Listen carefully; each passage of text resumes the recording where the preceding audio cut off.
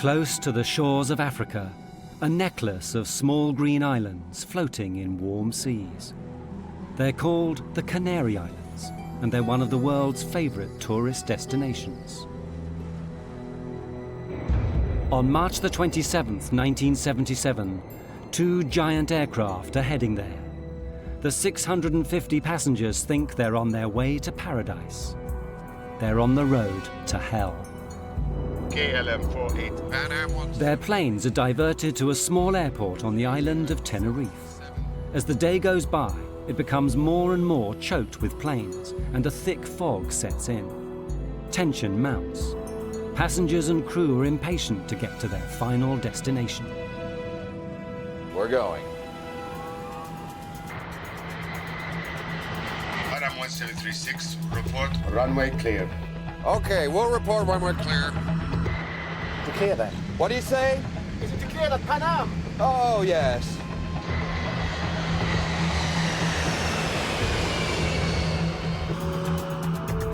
There he is. God damn, that son of a bitch is coming straight at us!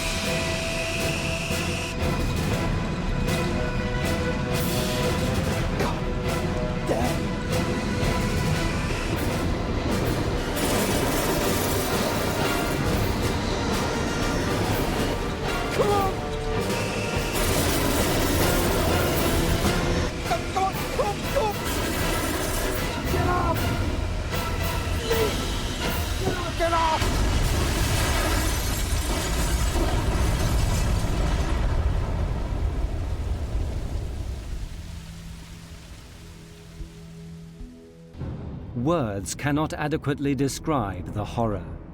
583 people died, the worst air disaster in history. It was all over in seconds. For the handful that lived, they would be the longest and most terrible seconds in their lives. At first, I thought they had gotten to us with a bomb. The only thing I could liken it to is if each molecule of air exploded. I looked in the cabin and everything was on fire. I thought, oh my God, we're trapped. We had 28 people in the upstairs lounge. The lounge was no longer on the airplane. Joan was standing there yelling, "Suzanne, take my hand." The engines were starting to disintegrate. I lost Joan's hand very quickly. I had put my hands over my face and said, "Lord, today I'll see you." It was a survival mode that kicked in, and it was just get out of that airplane. I said, I will jump and try and break your fall. The airplane was collapsing in on people. I immediately thought it was total destruction. Well, I felt so responsible because I couldn't take care of my passengers, and so helpless, and looking back and knowing that there's nothing you can do. You can't get back in the aircraft. There's no way to get in it, and it's all on fire. Firemen are there for 12 hours trying to put out the flames, but it's a hopeless task. As the news spreads around the world, everyone wants to know, how could two state-of-the-art aircraft possibly be on the same runway at the same time? All those people dead. What had gone wrong? Who was to blame? Only later would they discover the chain of coincidences, mistakes, and misunderstandings that had led to the biggest disaster in the history of aviation.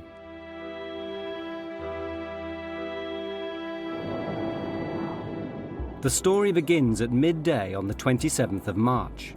Pan Am Flight 1736 is nearing the Canary Islands. This has been a long flight. The plane left Los Angeles via New York the afternoon before. Now the passengers are tired, looking forward to journey's end in the Canaries' capital, Las Palmas. So, you guys been to the Canaries before? You guys ever visited the Canary Islands? Yep. I had a great time there. Golden beaches. Oh. Grilled fish. Midnight swims. I could do with that. But this is the first time I've been routed this way. Me too. It's gone quickly. Yeah. And this particular flight was one of the first ones that was what we named a fly cruise trip. Most of the passengers were retirees. Their destination was Las Palmas. Then they would board a cruise ship and do a 10-day cruise. and then come back, and then they would be picked up again and flown back to the United States. What no one has told the passengers is the Canary Islands have their own local brand of terrorists. They're determined to get independence from Spain, which actually owns the Canary Islands.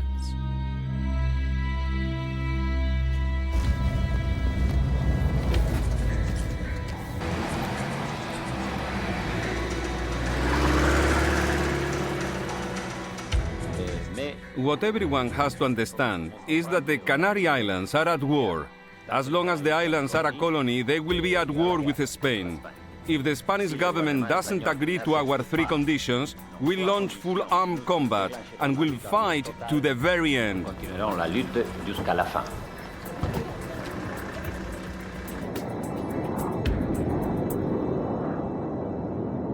Six hours out of New York? I could do it again. Doesn't time fly when you're having fun? On board the Pan Am plane are 380 passengers, with 11 flight attendants to look after them. I was on the flight with my best friend, Suzanne Donovan, and we used to bid flights together, and we could do that. We would, because we enjoyed each other's company so much. Hey, Susie, save some of that energy for Paris. Oh, oui, oui. We were just going to go to Las Palmas and drop off the passengers and ferry the aircraft, which means flying it without any passengers, up to Paris and then stay in Paris. Few disasters are ever caused by a single event. It takes a chain of tiny coincidences. And so it was that day. Everything is going fine. But at that moment, the terrorists decide to act. And as luck would have it, they choose Gando, the airport for Las Palmas, where the Pan Am plane is due to arrive shortly.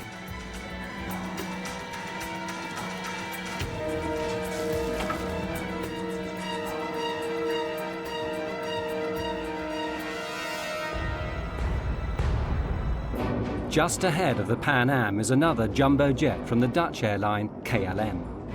It too is heading for Gando Airport with 234 Dutch holidaymakers. The captain of the Dutch plane is Jacob van Zanten. He's KLM's star pilot. It's his face that appears in adverts all over the world. Van Zanten is so senior, he hardly flies anymore. When he's not in the photo studio, he's in a simulator training young pilots, like the man in the next seat, Klaas Meurs. He'd personally given Meurs his license, something which Meurs is not likely to forget. I think that's an interesting thing. This one piece will make 52 layers. Watch on mobile devices or the big screen. All for free. No subscription required. You're just now looking at the arrival information for Gando? Yeah, I'll program in the alternates as well. We can do the briefing anytime. For future reference, I don't like to leave it this late in the flight, okay? I was just rechecking the procedures. No times to worry about here. Good. Thank you. The Dutch passengers are looking forward to journey's end too, but not all of them are going on holiday. 3 are young tour guides who actually live in the Canaries. They've been back to Holland for a seminar and are now returning to their work. It's true. Back in Holland. Yeah. But I'm glad to be getting back to sunny Tenerife. I mean, how many people can say they have banana trees in their back garden? Yeah, well, a week was just good enough for me. I don't know why they send us back to Holland for those seminars. I mean, really, it's not as if we learn anything. We're not going to suddenly sell more package deals. Hey, we got a free trip home to see our families. I'm not complaining. Well, why don't we celebrate our return to the sweet life and paint Las Palmas town red tonight? Yeah. You both up for it? 3 of us went to Holland for a week. It was a kind of holiday and work. I lived in Puerto de la Cruz.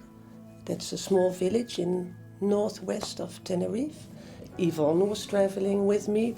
Walter was traveling with us. And it was nice to see your colleagues every year. It was a very nice atmosphere on board and a very relaxed atmosphere. There are many families on the plane taking an Easter vacation break. Among them, 53 children.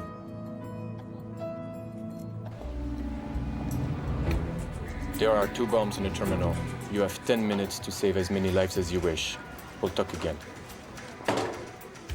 And so it begins, the first step on the road to disaster.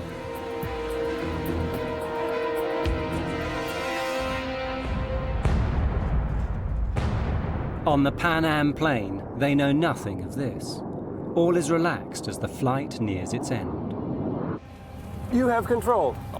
Gando's already dialed in there. Yeah. Crew, Gando, Las Palmas Airport in 45 minutes. Sí. Gando, Las Palmas Aeropuerto. Hombre.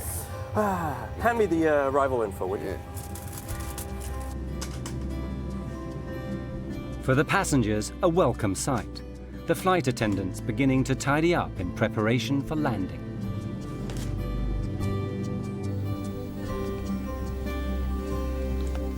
Here are your roses. They still look nice and fresh. Oh, lovely. Yes, a friend of mine gave them to me in the airport. I wish somebody would give me roses like that. Here. Oh, take one. I insist. I had worked very hard, and I was ready for a break. I had great anticipation for what we would see and hear and experience. For nearly everyone on board, this is the start of something special, the holiday they've always promised themselves. My husband and I were taking this trip to celebrate our 10th wedding anniversary. It was the first really big trip we've been able to take because we'd been in school forever and didn't have the resources to take a trip like this before. Atención, este es un mensaje de seguridad. Please leave all your belongings behind and exit immediately. All passengers must leave the terminal immediately. Attention all passengers. Leave all your belongings and exit immediately. All passengers must leave the... At Gando Airport, the terrorist bomb explodes, badly injuring a shop assistant. Luckily, she's the only victim so far.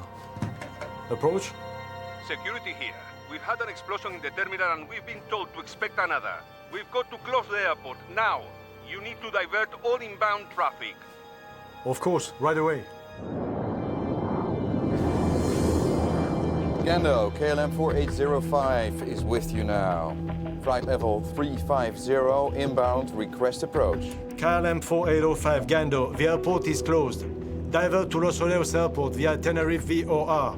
Descent flight level 250. Well, how do you like that? I'm in serious danger of missing my dinner. 250 for you now. 50.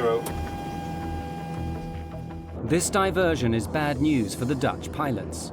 They're only allowed to fly a certain number of hours, and they still have to get back to Amsterdam.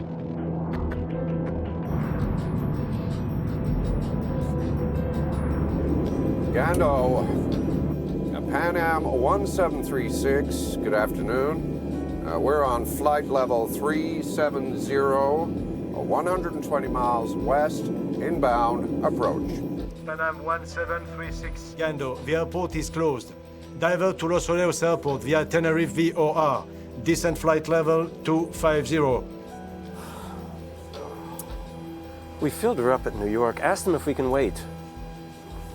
What would you say, George? 2 hours up here? 2 hours easy. Gando, 1736 requests a hold over Las Palmas. We have enough fuel to wait about 2 hours. Negative, sir. I say again, the airport is closed. We had an explosion in the terminal. There's already a long line of aircraft in front of you. Expect halts at Los Oleos. Contact Canary's approach now on 118.5. Oh, that's just great. I think they just had so much traffic to deal with, they didn't have time to even consider giving an airplane clearance to hold or whatever. So that's what I assume, that they had made up their mind, that they were just diverting everyone to Tenerife. So now both jumbo jets, along with many other aircraft, find themselves heading for Los Rodeos Airport on the island of Tenerife, half an hour away. It turns out to be a regional airport, more used to dealing with light aircraft than Boeing 747s. It has only one runway, and about as much parking space as the average supermarket. But it's the only airport within striking distance.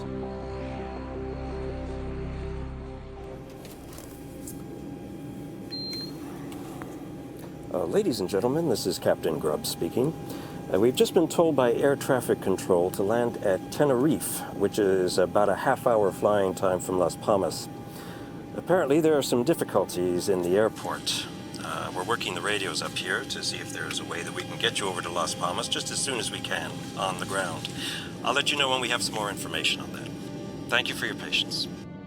When they made the announcement that we were not going to be able to land right then at Las Palmas, mostly I was frustrated because it had been a really long trip, and I was tired, and time changes and this and that. So I guess I would say the chief feeling was frustration and sadness that we couldn't immediately disembark and get on a boat. People were not happy about this because it was not a good omen. You know, it was not a good omen having this take place. For the air traffic controllers at Los Rodeos, it's not good news either. It's Sunday and they're short-staffed. In the tower, there are only the two of them. Enough on a normal day, but today there threatens to be as much traffic as a motorway on a bank holiday Monday. What the hell are they thinking? What do they want? That makes 4 planes already and 2 747s on their way. So what have we got? Panam 747, KLM 747. KLM 4805, you are number 3 behind the 737. Report outer marker. 4805, follow the 737, report outer marker. My God, I've seen postage stamps bigger than this place. God, we're gonna get boxed in here, God damn it. Anyone care to hear about the landing checklist? Class, you're flying. You've got to call the landing checklist. Landing checklist, please. Auto brake? On medium, you never know. Runway is short, and on top of it might be slippery. Be careful. Lima Tango 107, you are clear to descend to flight level 80, holding pattern.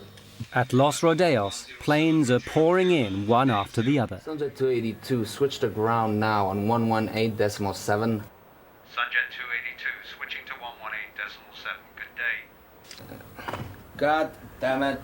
Of all the days this has to happen. Just when Spain is going to teach Hungary a lesson in football. I don't know. For sure it's bad timing. How are we supposed to get all these planes down? That Sunday, the two controllers find themselves thrust into a situation that's way over their heads. Los Rodeos had never seen so many big aircraft all at once.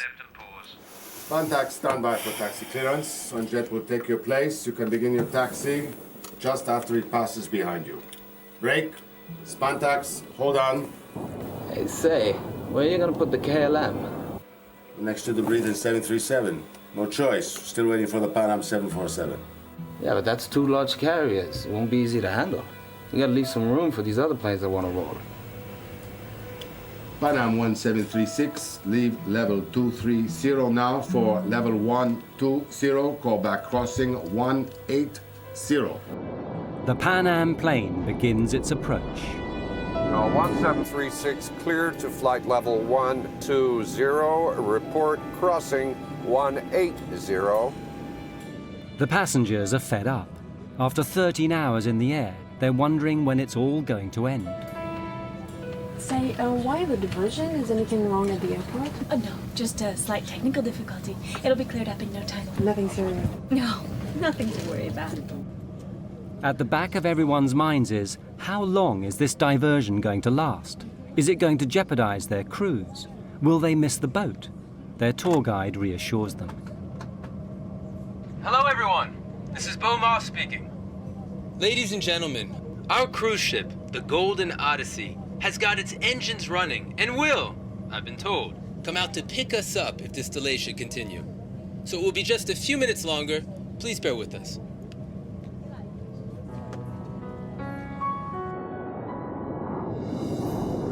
Auto brake selector on medium? We did the landing checklist. Auto brakes, medium. KLM 4805, clear to land runway 30. Roger, 4805, clear to land, 30.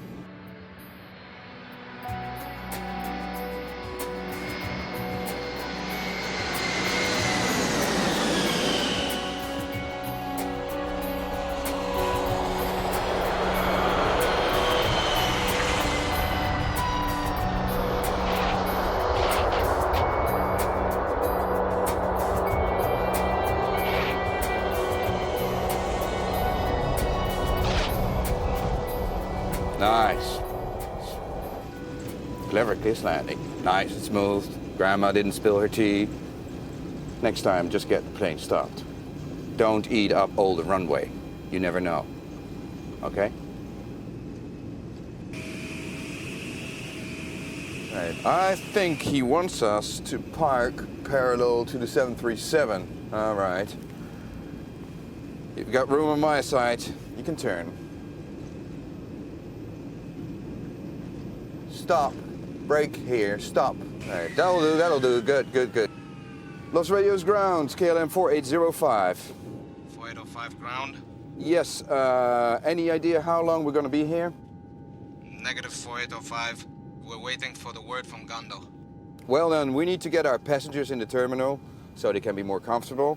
How many passengers do you have on board? 273 passengers. I'd rather not have them in here moaning and complaining. Roger, we're sending a passenger bus. Thank you. But this might only take a few minutes. Or it could be hours. You want to tell them to stay in there? The controllers are now stuck in the middle of a traffic jam, the likes of which have never been seen before at this airport. The tarmac is getting bumper to bumper. Miguel, take a look at this. Make it fast, man. We already got 2 aircraft blocking Charlie 1 and Charlie 2. The only option is to start lining them up down here. Not everyone's gonna make that turn onto Charlie 3. I already thought about that. We can squeeze the Pan Am 747 through here. How do you get them out if we ever do get them out? We'll have to backtrack them. Taxi down here, turn around, take off. He's gone, do the next one. We'll be here all night, you know that, right? Or you can go out there and pave us another runway. Maybe I do. Rodeos approach, Pan Am 1736. There is some method in their madness. Sooner or later, they'll have to get all these aircraft out again. Since all the taxiways are blocked with aircraft, what they propose to do is to use the main runway as a taxiway instead. The planes will take it in turns to taxi down to the far end, turn round, and take off. Ladies and gentlemen, we apologize for this delay. While the flight crew... The Dutch plane waits on the ramp. Its passengers should be spending this afternoon on the beach. Instead, they learn they're going to spend it hanging around the departure lounge of a small airport.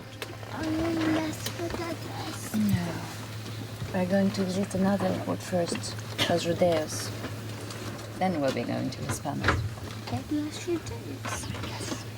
Go on. Let's get your shoes on. It is weird.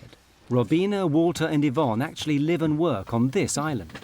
So when they eventually get to Las Palmas, they'll have to get another plane to bring them straight back again. Well, maybe we could get off here. Yeah, and what about our bags? You're so materialistic.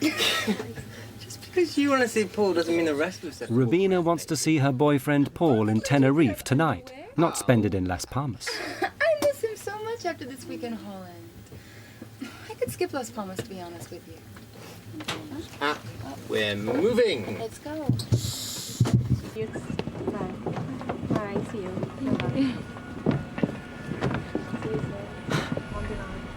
You all right? Yeah. You don't look it. It's not right. There's all these planes. I get a bad feeling about this. I can remember so well his words because he was standing next to me. And he was looking outside and he said, this is going to go wrong. This can't go right. Because of a terrorist bomb explosion, dozens of planes have been diverted to a small airport on the island of Tenerife in the Canaries. One of the first to arrive is a KLM jumbo jet. Its passengers are taken to the terminal. But what with those arriving, those departing, and those, like the Dutch, who are in transit, the little terminal is becoming overwhelmed.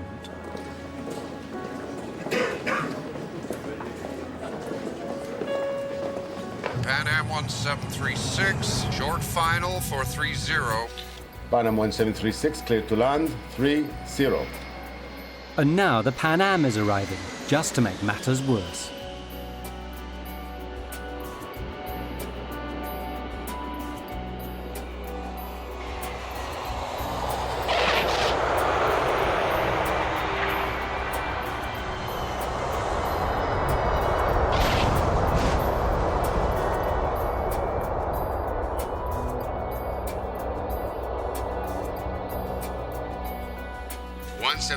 At the end of the runway, you have a follow me for taxi instructions. Have you got him inside? Affirmative, sir. 1736, you will be just behind 3 other planes. Have you got them inside? Looks a bit tight in there. 1736, be careful of your jet blast. When you turn, there's a plane just next to you. The ground situation was a traffic jam because when we landed there, the ramp was so crowded with other airplanes, and we were directed to taxi down to the end of the ramp area and park behind 3 other airplanes. And basically that's all we saw, and we didn't know when the airport at Las Palmas was going to open, so we really didn't leave the airplane area, let's say. By this time, the terminal is so full, there's no room for the Pan Am passengers. They'll have to stay on board their aircraft. After 14 hours stuck inside it, they're not happy. Ladies and gentlemen, I've authorized a door to be opened and the stair ramp set in place so that anyone who wants can walk down and stretch their legs. Unfortunately, due to the number of other airliners here now, we cannot get near the terminal. I know we've all had a long day already, so I hope that we can get you out of here in about an hour or so. Thank you very much. They actually allowed us to get off the plane and just to walk downstairs and stand on the tarmac, stretch our legs. I think everybody was getting weary of traveling and ready to start their vacation. They opened the doors to give us air and we could look out. It was cloudy and overcast. It kept darkening down and was not nice like we had hoped it would be. Everyone had been expecting tropical sunshine. Instead, it's damp and misty with clouds as far as the eye can see.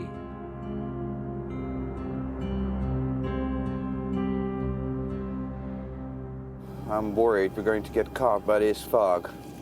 All we need now is for them to close down that runway. Yeah, we need them to get a move on or else we'll be spending the night here and then hello duty time limits. Any idea of how much longer we've got before we need to get another crew down to take over? Yeah, well, it says here that the company time limits are 10 hours of flight and an amplitude of 13 hours, and that's with 1 stopover. But if there are 2, it goes down to 9 and 11. But we're allowed to ask for a derogation. Jesus Christ, who writes this stuff here? I'm going to back time from when we have to be back at Schiphol to stay legal, right? What happens if we go over the civil and company time limits? Well, you get hung out to dry. You lose your license, your career, everything.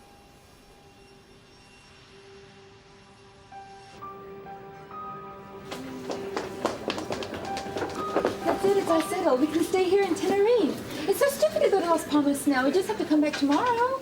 And Paul's waiting. Let's get a taxi. Hey, slow down. Can't Paul wait another 24 hours? And they were making plans, you know, we're going to have dinner here and then we're going to have a drink there, and we just wanted to go back to him. In the end, it's love that saves Rubina. I met Rubina in December 1976. I fell in love, and we've never been separated. Not again afterwards.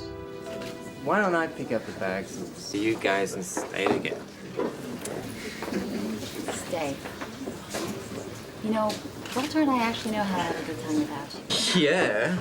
You'd just be a drag anyway, thinking about Paul the whole time. Really? Right. Excuse me. Is everything all right? Yes, we're all right. I am a bit peckish, though. Maybe we could get something to eat. I'm sorry. There is nothing left on board. Maybe just a cup of coffee and a biscuit? Not even that. I'm sorry. I really am.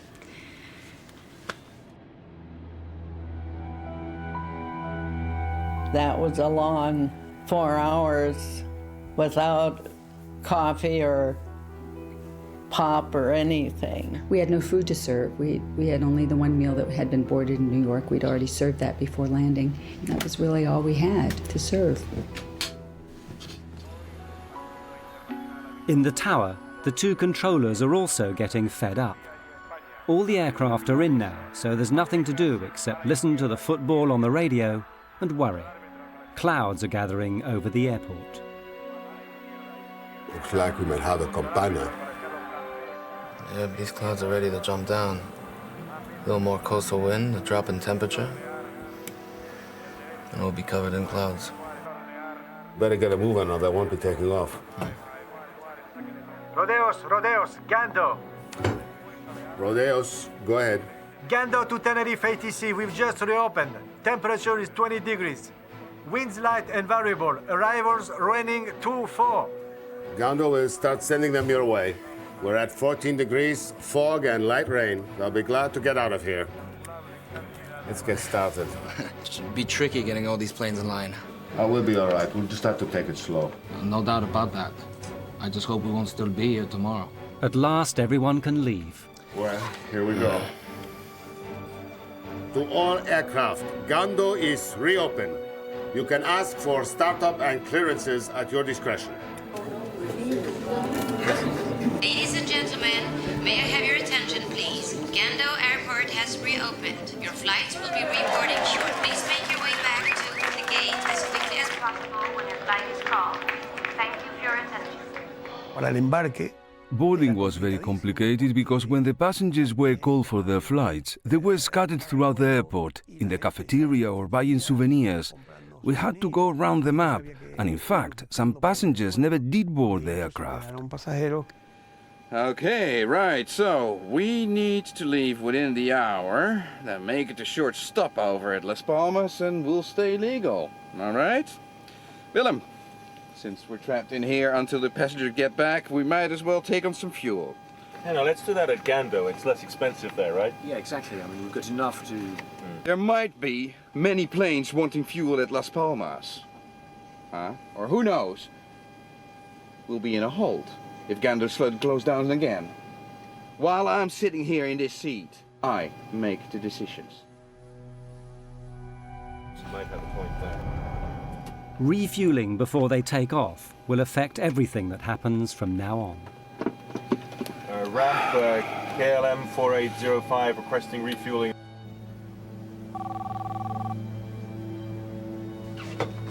Yes? We're going to refuel during passenger boarding. Apply the necessary security measures. Information lights on, toboggans armed for doors without step ladders.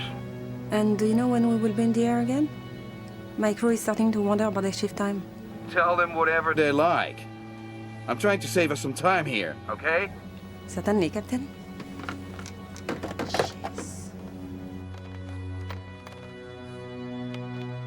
In order to keep the weight down at takeoff, the normal practice is to take on just the amount of fuel you need, plus a margin for safety. But the Dutch captain takes on 55 tons, enough to get him not just to Las Palmas, but all the way back to Amsterdam. That decision will have unexpected consequences for everyone. KLM 4805, passengers continuing to Las Palmas, Canal Port. Inside the terminal, all the passengers are called to rejoin their flights, but 2 Dutch children are missing. They've slipped outside to explore. You go this way, I'll go check the bathroom. Let's meet at the gate in 5 minutes. Meanwhile, Robina is trying to get off the KLM flight. Although I do understand your wish to stay. Yes, so this is where I'm coming tomorrow, so there's no point in me going all the way back to Las Palmas. Yes, and I then guess over this here. is just against company rules, and as much I would like to help you, I'm afraid you must take this pay. I guess you can't change the rules just for me. But there's no harm in trying, right? Have a nice day. Thanks. KLM might not be willing to bend their rules, but Rubina decides to bend them anyway. Problem? Kind of. What? But I'm staying anyway. They'll just have to arrest me. I'll pick up the bags for you. Thanks. I'll walk to the door with you guys so that my friend here thinks I'm taking the plane. Let's go. Come on.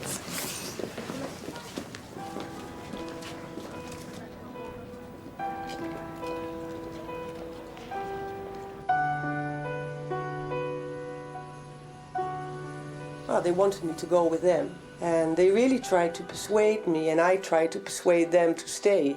You know. And, yeah, but that's how it goes. Fortune had smiled upon Rubina van Lanschot. Of the 234 passengers on her flight, she would be the only one left alive.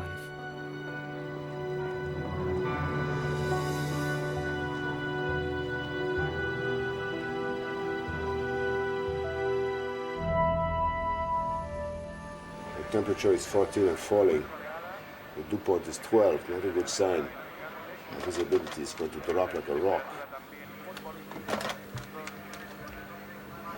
Weather. Hi guys, it's Fernando. What's the current visibility? Got it. Keep us posted if it changes, okay? In the meantime, we're going to let them go. The controllers need to move quickly before the weather closes them down. But some planes can't move. Rodeo's ground, Pan Am 1736 request clearance, Las Palmas latest weather, and taxi instructions. 1736, there is a delay for you. The KLM in front of you is refueling. Oh, come on, let's try to get around him. But there's going to be a revolt back there if we don't get moving soon. Ground, we'll try to sneak past him here. The Pan Am captain does his best. He starts his engines and tries to squeeze past. But a 747 is nearly 200 feet long. It's not built for squeezing. Not enough room. George, why don't we get a breath of fresh air and take a look? The engineer and I went out underneath the right wing and basically stepped off the distance between our wingtip and the KLM 747's wingtip, and we were 12 feet short of being able to taxi easily around the airplane. For the sake of 12 feet, hundreds of lives are going to be lost.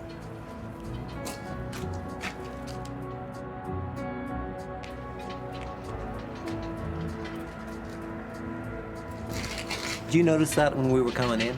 The volcano, amazing, isn't it? Legend has it the devil himself lives on Mount Teide. 12,000 feet, highest point in Spain. It's always in the clouds. You must get socked in here all the time. Yeah, warm, moist air comes screaming across the Atlantic, hits this island, gets cooled down, and wham, you're in the soup. Now the tourists start screaming. KLM 4805, this is Pan Am 1736. What's on today? We're stuck behind you guys. Have you got any idea as to what time you'll be rolling? 35 minutes. KLM out. He hung up. Oh. Nice man. We're stuck behind him, that's all he's got to say. What an ass. On the KLM, more frustration. That's the count. We're missing 4. It must be the family from row 33. All right. I'll let you tell the captain. I'll help prepare the cabin for takeoff. Gee, thanks. I know. Roberto, you have to find them. Please, hurry up. Please. Captain, Yes. What is it now? we're missing 4 passengers. We have 273 passengers back there who will be spending the night in here if we don't get moving. Now, unless you want to be locked in there with them, I suggest you get over to the terminal and drag them in here, now! On the Pan Am plane, the passengers have had enough. Most of them left home some 18 or 20 hours previously. They've been up all night, stuck in an airplane seat. They're tired, jet-lagged, and they understand less and less why all these other planes seem to be taking off, but not them.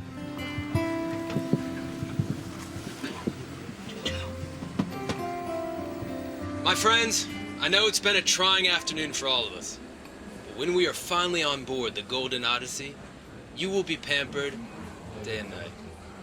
Your own private telephone will give you access to room service at all hours. A twist of the button will give you just the right temperature. Queen-size beds will make you forget these airplane seats.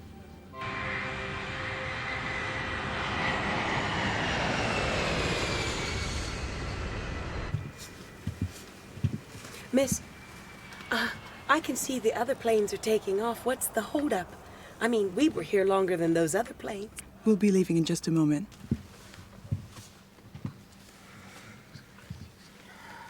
Keep thinking of Paris, I guess. You can keep thinking about it. Yep.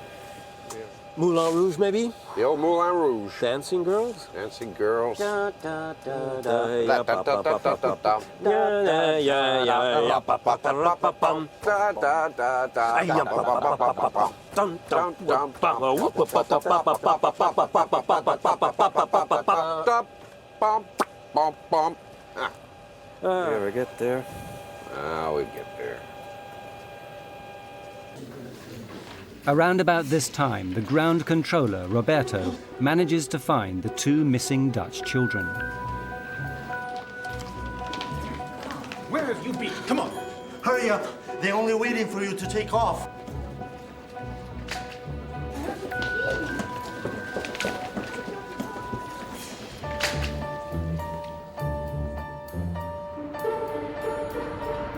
He takes them back to their plane, and as it happens, to their deaths.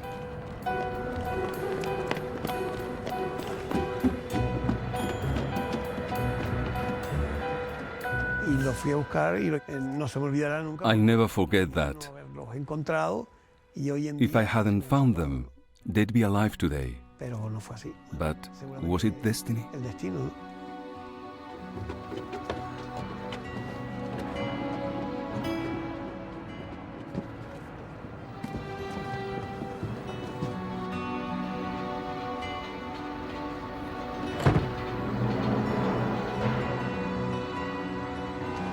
Station calling to start. Ground. KLM 4805 is ready for startup. 4805, clear to start. Checklist before startup.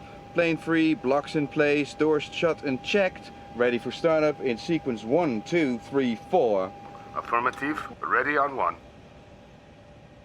The KLM pilots start their engines one by one and prepare to go back out onto the runway for takeoff.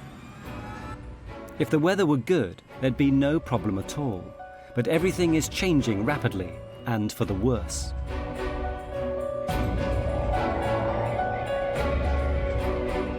Vaccine company is here. Visibility is right down. We've fallen from 10 to 3 kilometers in the past half hour. But there's good wind. There will be some hole. Yeah, but let's face it, the weather is not going to get any better.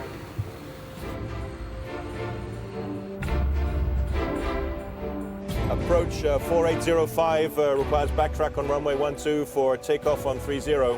Taxi straight ahead to end of runway and make a backtrack. Roger, make a backtrack. 4805 is now on the runway.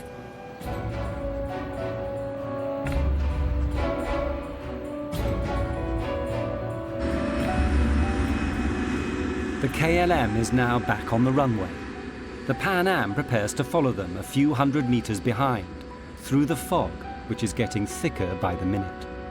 Pan Am 1736, ready to start. Pan Am 1736, you are clear to start. Thank you. Please make sure your seat belts are fastened, your tray tables are closed, and your hand baggage is stowed beneath the seat in front of you. The weather's taking a real dive here. Yeah, looks like we're getting sucked in. Hey, ask him to turn down the fog machine, will you? Pan Am 1736 clear to taxi on runway following the KLM. Pan Am 1736 following KLM. Basically, our instructions were to follow KLM, to backtrack down the runway. Now, backtrack means that you're taxiing down the runway in the opposite direction of the takeoff, following KLM. 335 tons of Boeing 747 turn out onto the runway. At first, traveling at about 15 kilometers an hour, but not for long. A fog bank started on the right hill. This particular airport is situated between two fairly big hills. And we saw the fog bank come off of the right hill and proceed down and stop right on the runway. So our visibility went from unlimited to 500 meters. We lost sight of the KLM airplane. I'll have two planes tailing on the runway. Keep some healthy separation. Visibility is dropping every second. Yeah, they can't see much out there. They certainly can't. The KLM plane is groping its way through fog.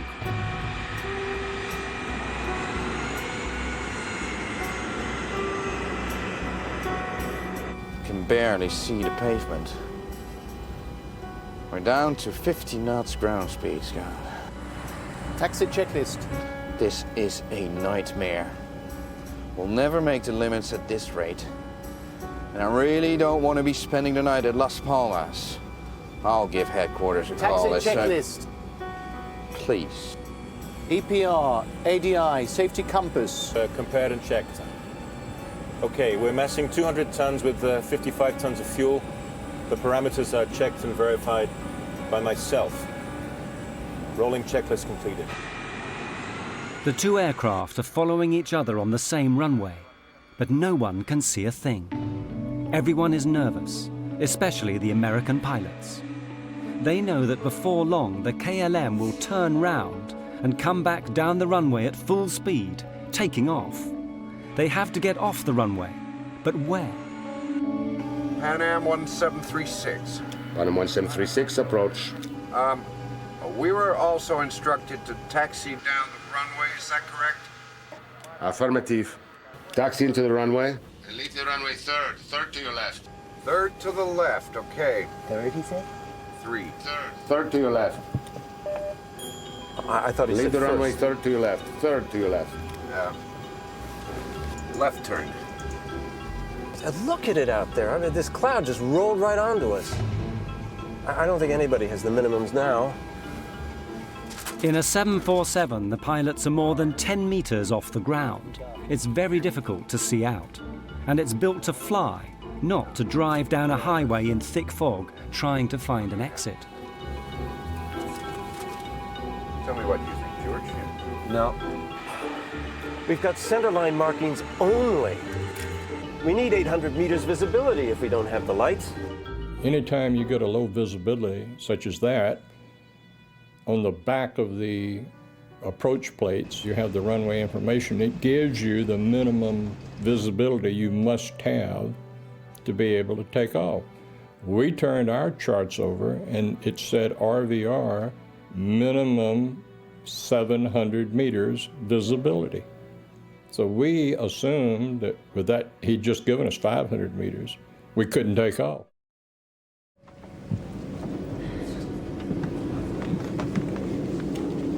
My feet are killing me. Something tells me this isn't going to be over anytime soon.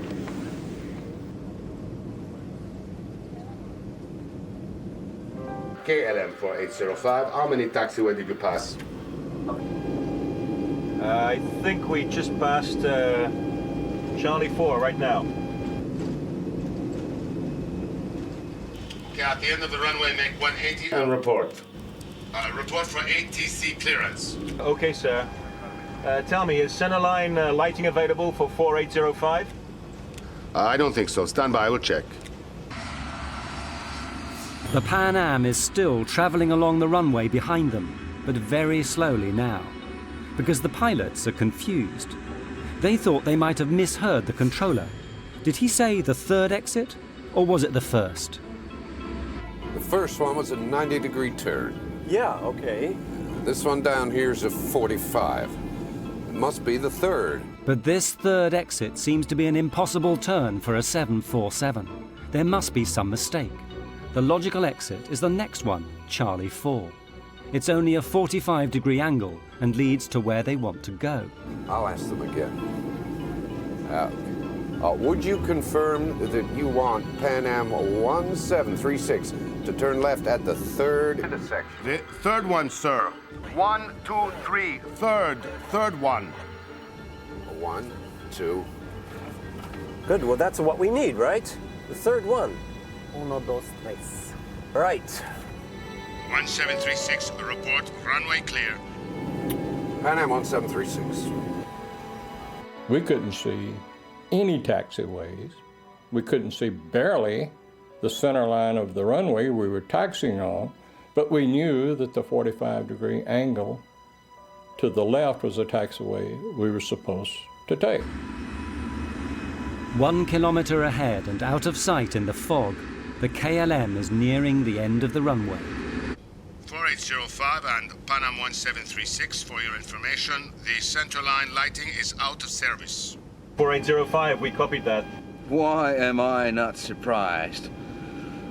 Wouldn't make any much difference anyway. You need a bunch of searchlights to punch a hole through this mess.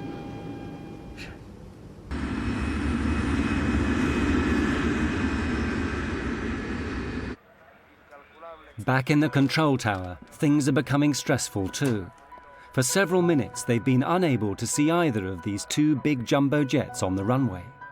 They don't have ground radar like a big airport. To all intents and purposes, they're working blind. I lost them. I can't see no visual contact.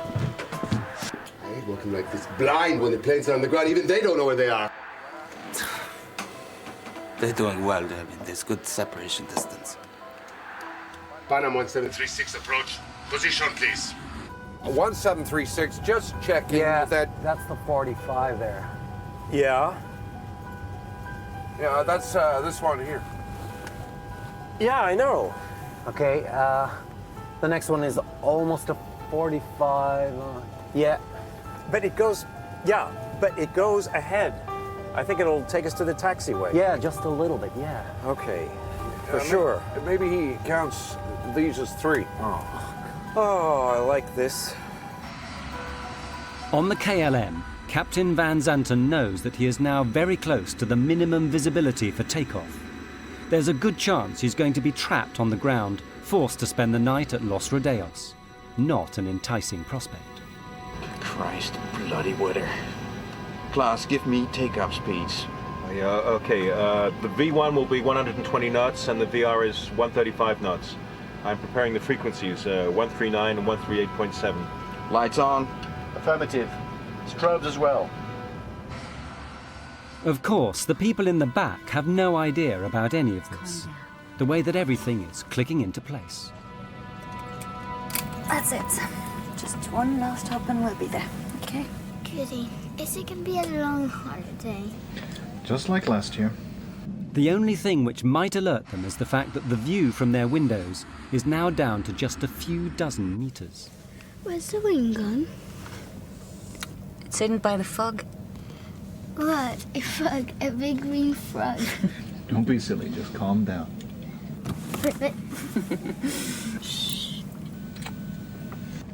Chewing gum to pop your ears. Yeah, sure. Thanks. I wonder if Rubina will have a good time tonight. Oh, are you worrying about her? Oh, she always manages to have a good time. That's true. At the end of the runway, the plane begins its 180-degree turn. How many have taken off now? Feels like we've been taxiing for hours. I can't see anything. Do you think they can see any better out the front? Maybe, yeah. Yeah? There's a lot of fog out there. It's just after 5 p.m. The two aircraft are now face to face, a kilometer apart, unable to see each other in the fog. Okay, we're on the numbers now. Can't be far from the threshold. You can just about see the white center line. I've left the body gear on to help you turn around. I've got 8 greens for the undercarriage. Wipers on. Lights are on. I said wipers on. All right, there you go. Okay, we have 700 meters visibility here now. Wait a minute. We don't have ATC clearance. I know that. Go ahead, ask.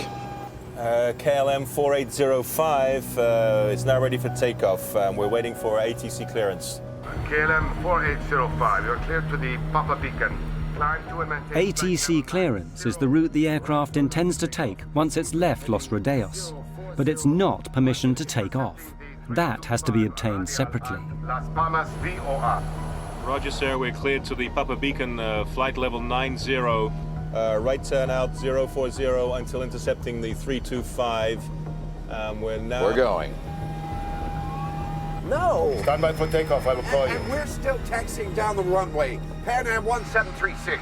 Pan Am 1736, report runway clear. Okay, we'll report when we're clear. Thank you, 1736. He asked us, were we off the runway? And I responded back, negative. We are still on the runway, but we will report clear of the runway.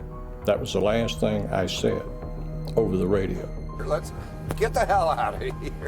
Yeah, he's anxious, isn't he? Yeah, and now he's in a rush.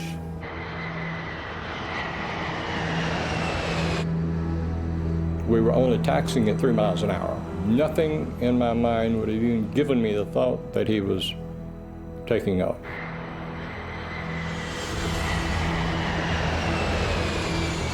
Isn't it clear there? What do you say? Isn't it clear that Pan Am? Oh, yes. The die is cast. With every second, the KLM is going faster and faster. At the same moment, the Pan Am reaches the number 4 exit and begins to turn off the runway. God damn, that son of a bitch is coming straight at us!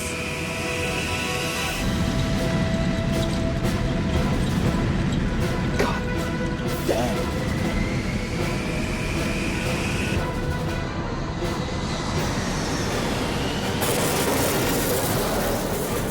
Come on!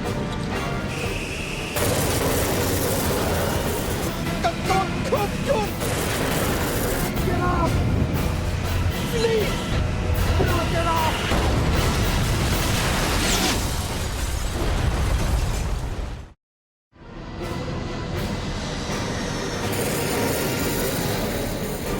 Come on! Go!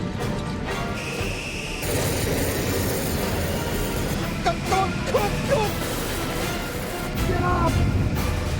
Please! Get off! When he hit us, I didn't think he'd done us that much damage because the airplane very quickly shuddered. The first thing was this huge, loud noise, and the only thing I could liken it to is if each molecule of air exploded. That's the way I thought of it afterwards. It just was so loud. At first, I thought they had gotten to us the bomb, and it came up and slammed down. The lights went out, and flames came through.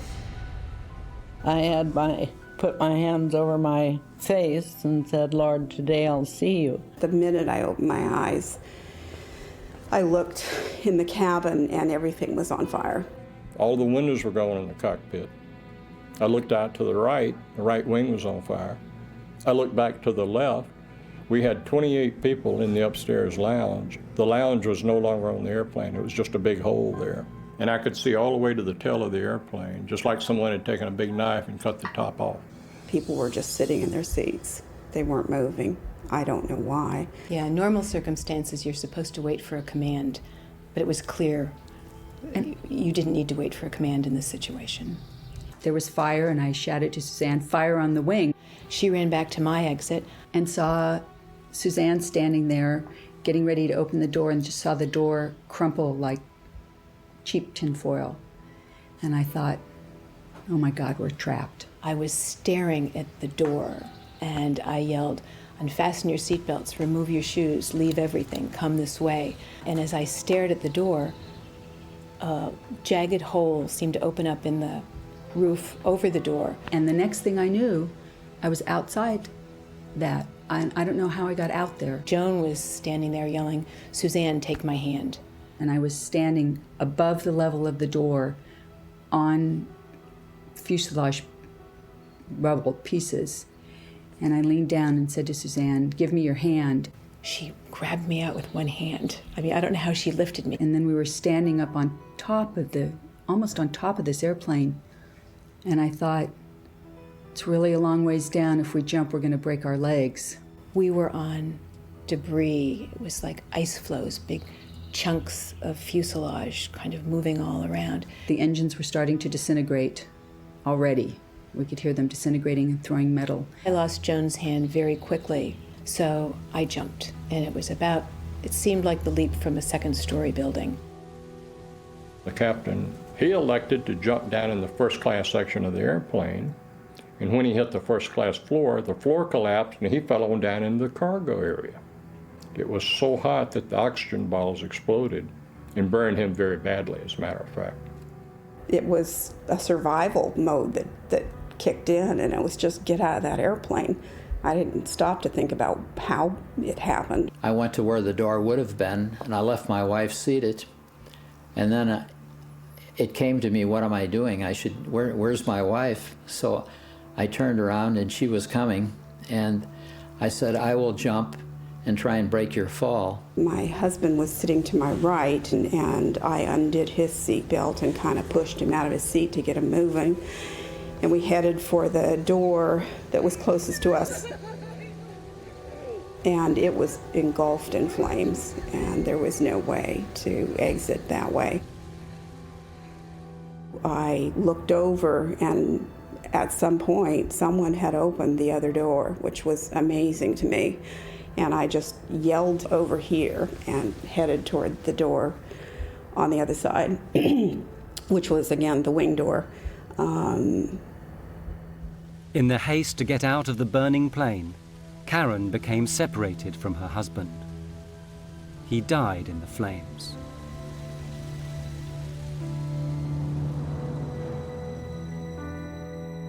I immediately thought it was total destruction. It never dawned on me that I would make it. But I thought, hey, do something. Don't just sit there, do something. I just went over the seat backs, and I'm not that athletic really, but I went over 3 rows of seats. One man was sitting there looking like I need help, but I couldn't help him. When KLM hit us, all communication stopped.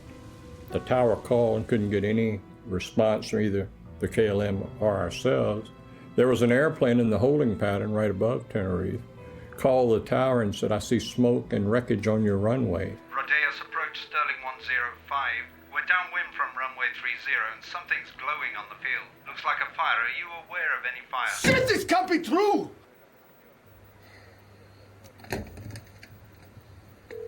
Come on, come on! Come on, come on!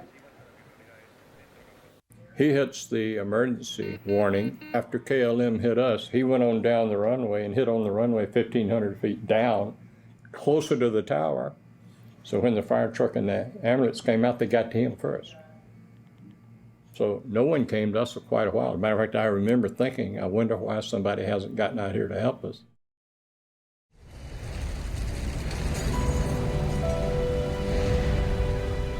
It's complete bedlam.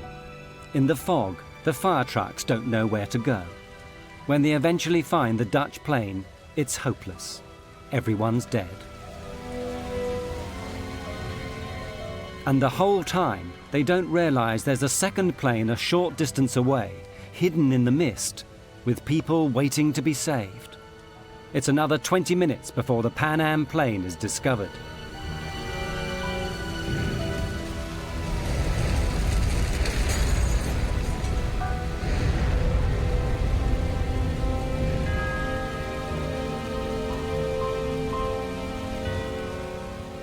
I had no idea that 50 meters away there was a plane on fire with people still alive inside. I would say over and over, don't worry, the ambulances will be here soon. Help is on the way, because you assume that somebody has seen this and taken note and is sent for the emergency equipment. It's hard to call what we did an evacuation. It just seemed to be people got out where holes were provided. It all seemed a matter of total luck. When I arrived, I saw the aircraft in two pieces, the captain lying bleeding on the ground, staring at the plane, people staggering about crying, people running, people calling out for members of their family, not knowing if they were still in the plane or whether they had got out, not knowing if they were dead. It was a scene of absolute chaos.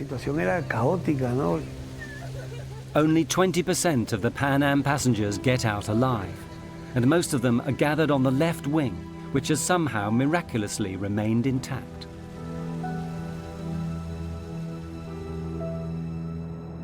The entire left wing of the airplane was covered with passengers. And it turned out there were probably 45 to 50 passengers out on that wing. I've never asked anybody how high the wing is from the ground on a 747, but it looks to be a very long ways. And I cut open my head and fractured my foot. My wife jumped after me, and she said, I cannot walk. And I dragged her on her side for probably a block and a half away from the plane. The motors were going full tilt, and I didn't want to get over where the motors were, so I sat down by the body of the plane. I had no comprehension at that moment that I would be jumping off the wing and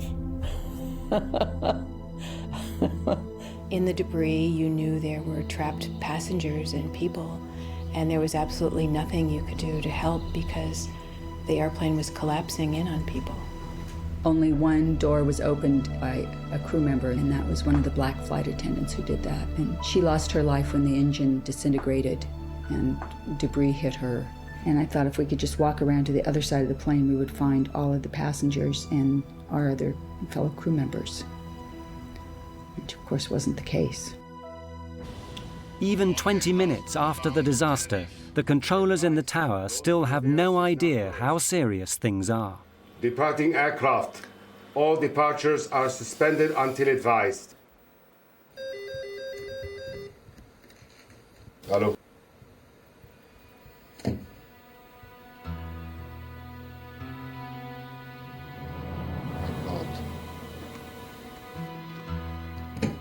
My God.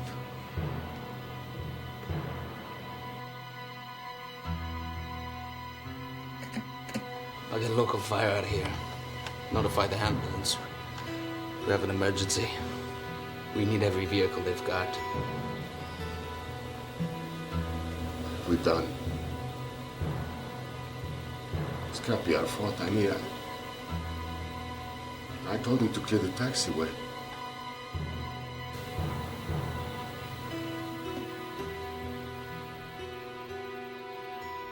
When I got out on the ground, I could hear people screaming and yelling and all. Within about 5 minutes, you heard absolutely nothing. There was no noise at all, just the airplane burning. I asked one of our medical directors later on what he calls that, and he said that when you have a fire that hot and that much of a fire, it consumes all of the oxygen in there, and people basically suffocate. I felt so responsible because I couldn't take care of my passengers, and so helpless in looking back and knowing that there's nothing you can do. You can't get back in the aircraft. There's no way to get in it, and it's all on fire. Of the KLM plane, very little remains. It had continued flying for another 400 meters before slamming into the ground. The 55 tons of fuel it had taken on ensured that everyone on board died in the fiery explosion. It was personal vehicles, cars and trucks that seemed to come onto the grass and gather up people. About 75% of our surviving passengers got to the hospital in taxicabs. It was a wild, crazy ride as we were going to the hospital. The skin was hanging on both hands because I had received burns, but it hadn't affected my eyes. I had blood all over me, and I walked up to somebody and said, "I'm a doctor, can I help?" And the guy that I said it to had the oddest look on his face, just this very wan smile, and he just shook his head, and then I immediately went into a coma. Word soon gets out, and in the hours that follow, the international press begin to arrive, and the first news is flashed around the world. Rescue workers are still going through the wreckage of the 2 jetliners this morning in the Canary Islands. They're looking for the bodies of victims in this worst accident in aviation history.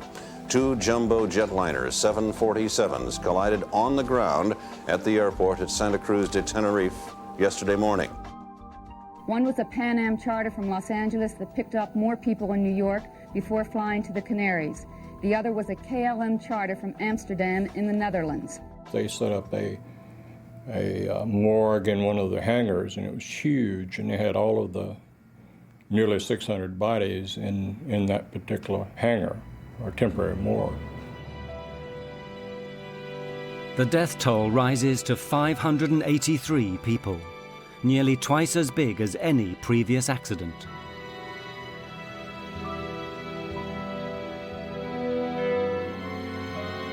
And then everyone begins asking the same questions.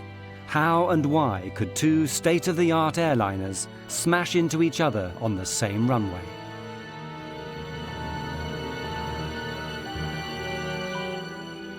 Very soon, a whole army of investigators begins arriving from the 3 countries involved, Spain, Holland, and the United States.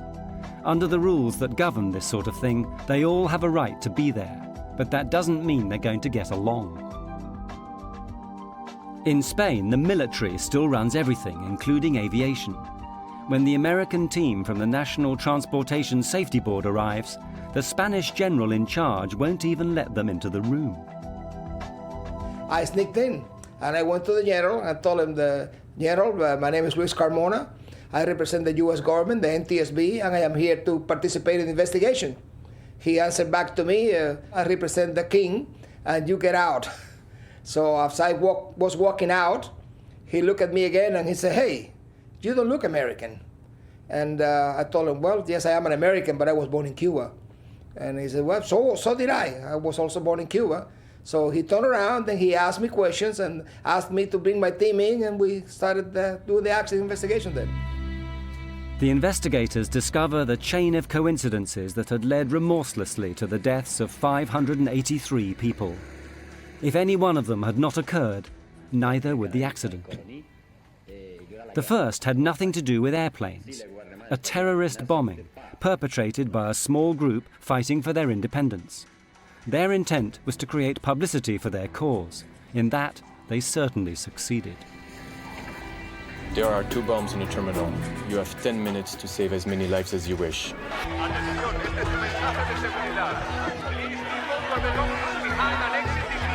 The airport is closed. Divert to Los Oleos Airport via Tenerife VOR. Descent flight level 250. Because of the bomb, all air traffic was rerouted to Los Rodeos Airport on the neighbouring island of Tenerife.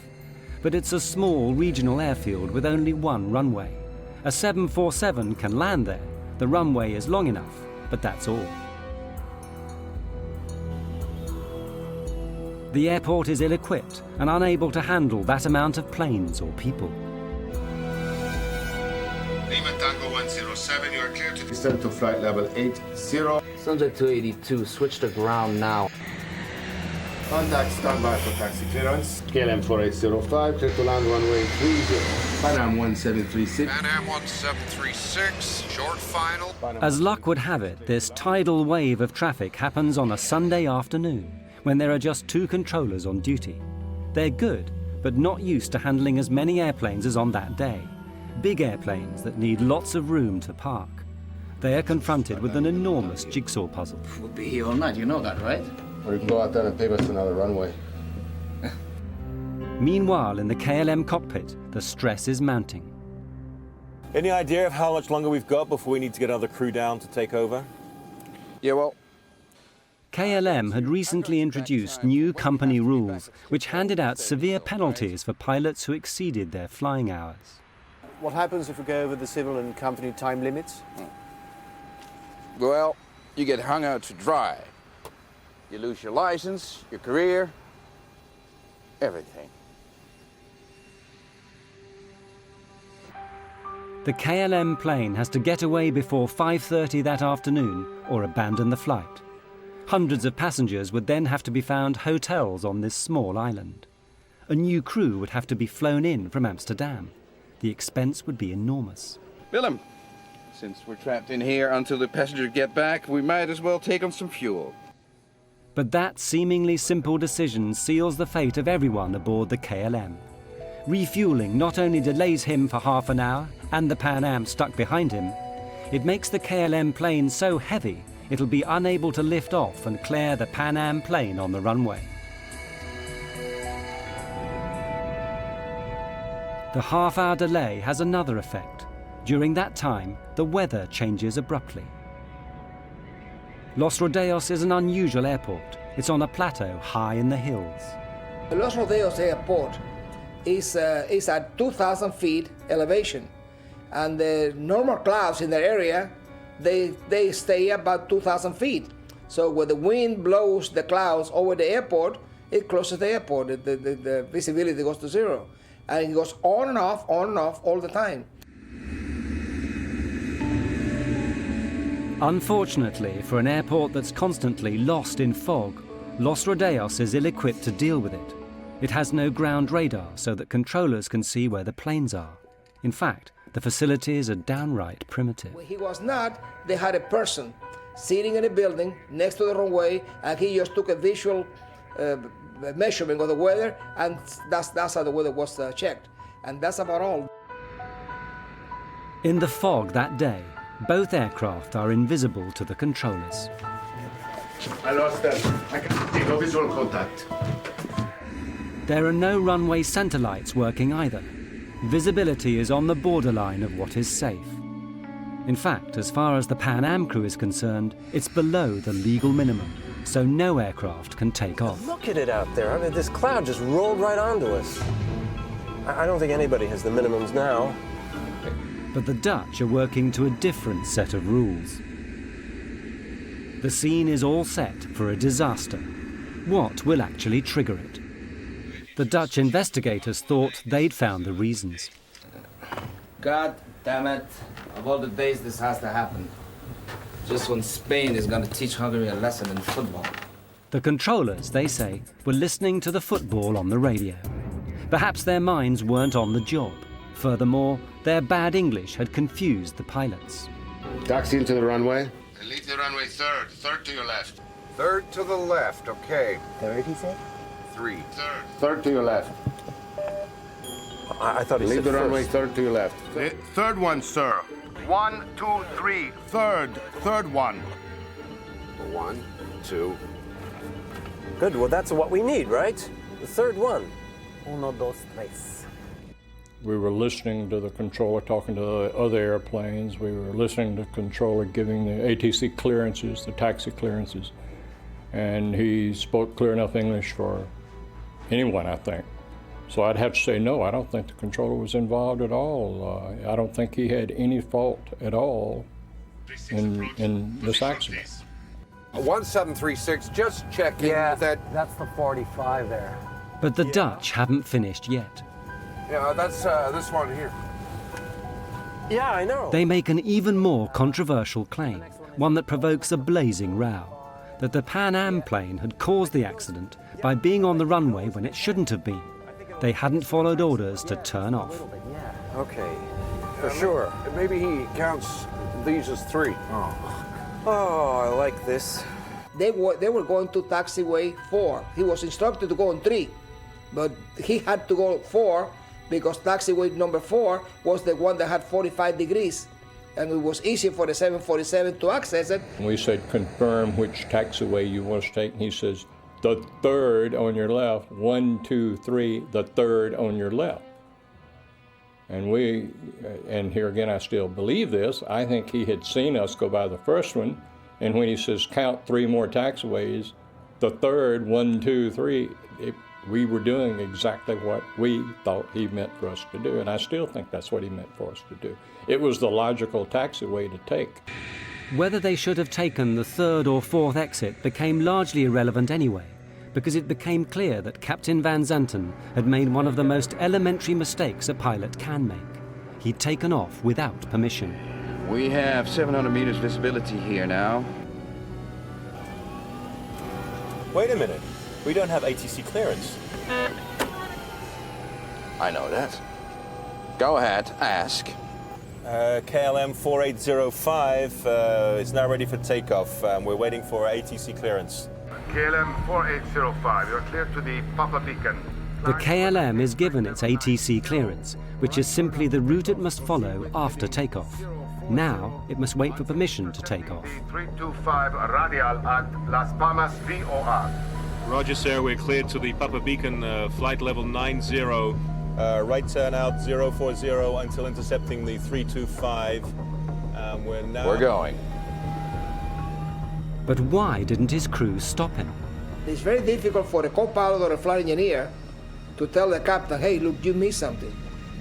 Tenerife exposed a problem that had long existed in commercial air travel. The pilot was regarded, and often regarded himself, as God. The captain is always right. He's never wrong. No junior officer was ever going to contradict the airline's top pilot, the man who'd given him his license. Panam 1736, report runway clear. Did you clear that? What do you say?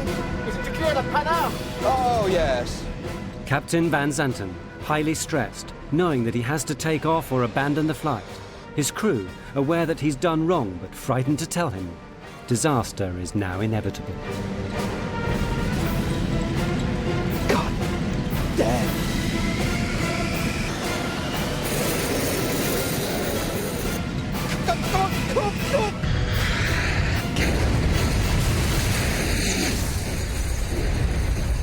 The official report is written by Spain.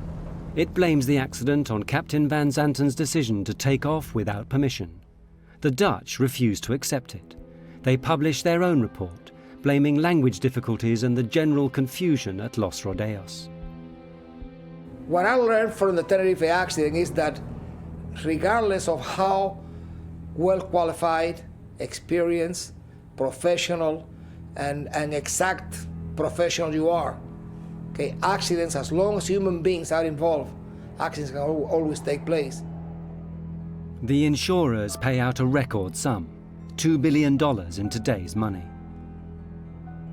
As for the survivors, the images of the 27th of March will always be with them. They've just learned to live with them, that's all. And whenever I have friends that travel, I tell them, make sure you know where your exit is, make sure you read all that stuff, know how to get out of the airplane. I mean, those are important things. I never had nightmares. I had only dreams about being helpless and being at an airport behind a big, thick window and watching an airplane take off and knowing that it was going to crash and wanting to shout out, but there's this big, thick glass window. You're just helpless, and that's what you feel is this, because our responsibility is to take care of everyone, and that's what we want to do, and we couldn't do it. We couldn't save them.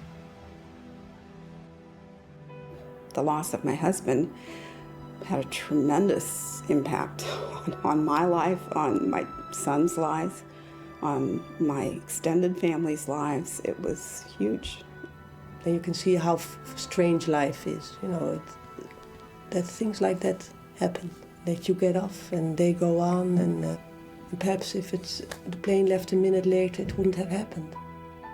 I think it brought home to me how quickly you can leave this life and how everyone should enjoy life every and each day as much as you possibly can. Well, after the crash, I decided to start a family. I thought maybe I will stay home and have children. I thought, you know, my friends have died, and if I let myself sit in this little apartment, it's going to be as if I'm curled up and died, and that's not fair to them. I can honor them best by living a life, a full life, and not being afraid. I am blessed because I do not have any horror left over from the accident. I felt ashamed the first while. And a long time I thought, you know, I wish I died because I felt very bad.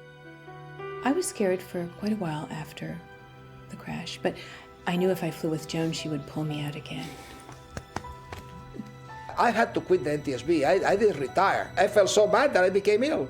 I had to go to a doctor and get some medication because I got sick. I went back to Tenerife, my wife and I had a driver take me out to the airport and show me the runway, and I looked at it all. I did it all over again. And then I went back and took the Golden Odyssey steamship from the Royal Cruise Line to sort of complete the situation which I had missed.